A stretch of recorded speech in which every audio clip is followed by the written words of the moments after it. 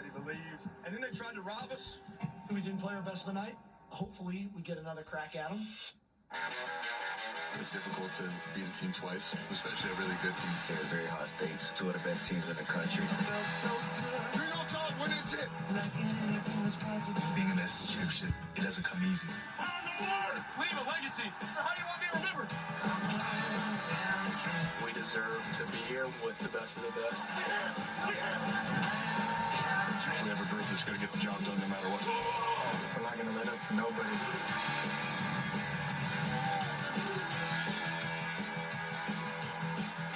And welcome back inside Mercedes-Benz Stadium. The Georgia Bulldogs, about an hour and a half from their campus, back hunting, hungry for an SEC championship. They've been hard to come by under Kirby Smart.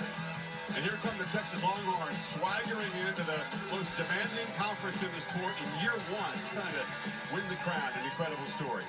Welcome, Chris Fowler, Kirk Herbstreit.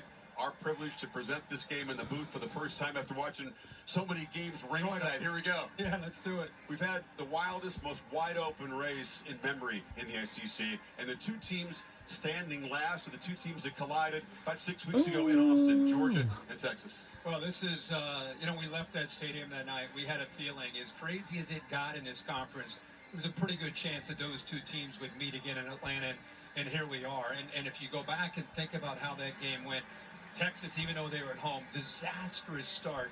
And I know the first 15 minutes of this game, they want to get out of the gate and reestablish some confidence against this Georgia team. Yeah, so all eyes on quarterback Quinn Ewers, who told us he's about 75%, still nursing a tender ankle, which is braced up. How can he avoid the kind of mistakes that put Texas in that hole against the Georgia defense that was very inspired that night?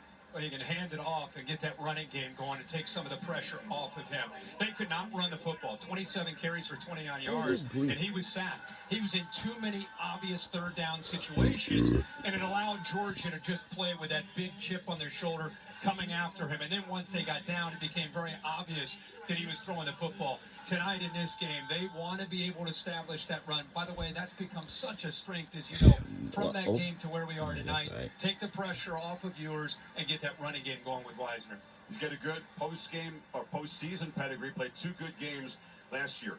Carson Beck, like Ewers, an alpha, capable of being a positive force for his team, but also has had his ups and downs this season. Yeah, I really believe that I think the pressure of the world, when we came in, he was QB1, beginning of the season. Everybody thought he was the guy. And the weight of that, in my opinion, became too much. Middle of the season, he was pressing, trying to make too many plays. He got through it, to his credit. Got on the other side. This team comes in playing with a lot of confidence, even though they got a scare from Georgia Tech. This offense and the potential getting Trevor Etienne back, which would be huge for them. Of course, he scored 3 touchdowns in the first matchup in Austin. Watch the running back in warm-up. Etienne looked pretty good. We'll get a further report on that momentarily. Let's take a look at the U.S. Marine Corps spotlight. 1892, the first season for Georgia. They took a while to win their first SEC championship. Kirby Smart just 2-4 at this stage. It'd be easier for him to win a national championship than the conference championship. And Texas, Big 12 champions a year ago, come into the SEC in position to win it in season number 1.